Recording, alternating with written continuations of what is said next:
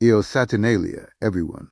Forget everything you think you know about the 12 days of Christmas, because today we're diving into its wild, chaotic, and way more fun ancient Roman ancestor, Saturnalia. Now, you might have heard of the 12 days of Saturnalia, maybe seen some funny memes or even a parody song. But here's the historical tea: Saturnalia was never actually 12 days long.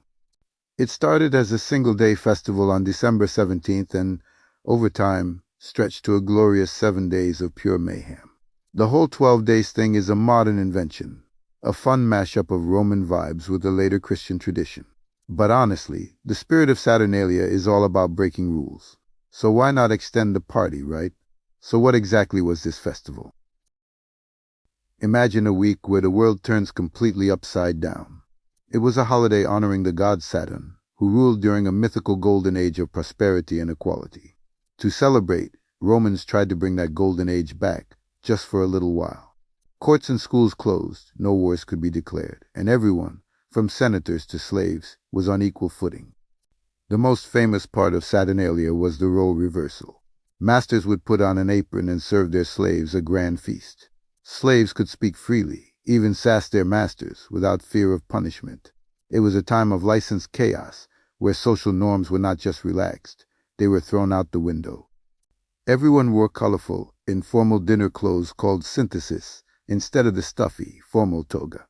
People would shout "Io Saturnalia" in the streets, which is basically the ancient Roman equivalent of Happy Holidays, or Let's Party. The whole festival was one big carnival.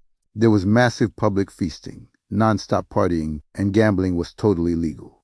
Dice games were everywhere, from taverns to the homes of the elite. Gift-giving was another huge part of the celebration. Instead of expensive, flashy presents, Romans exchanged simple, often humorous gifts. Common presents were wax candles, known as cerae, symbolizing the return of light after the winter solstice. And then there were the sigillaria, small, often quirky, clay or pottery figurines. Think of them as the Funko Pops of ancient Rome. Now, because we love a good parody, and because Saturnalia is all about misrule, let's look at how you could create a modern 12 Days of Saturnalia song. The key is to capture that feeling of escalating chaos. You start simple, with traditional gifts like a sigillaria or some wax candles. But then you build. Bring in the feasting with 4 pigs a-roasting. Then the social absurdity kicks in, 6 slaves commanding, while their masters just have to go with it. 7 lords misruling as a lord of misrule is chosen to preside over the chaos. You can even have 8 gladiators gambling, not in the arena, but just rolling dice for fun. The song becomes a story of society joyfully falling apart for a week. You can really spice it up by throwing in some Latin phrases for flavor. A big ale. At the end of each verse is a must. Little asides like Sol Invictus, to mark the turning of the sun, or who's the master. When everyone is wearing masks, just adds to the fun. The goal isn't historical accuracy. It's about capturing the rebellious, joyful spirit of the holiday. It's also important not to confuse Saturnalia with other Roman festivals like Lupercalia. While both were public spectacles, they had very different vibes. Saturnalia was a December festival of generosity, feasting, and social inversion. Lupercalia, held in February, was a much wilder, more primal rite focused on purification and fertility. Think of Saturnalia as a cozy, chaotic Christmas party, and Lupercalia as a strange, city-wide fertility run. Different seasons, different gods, different purposes.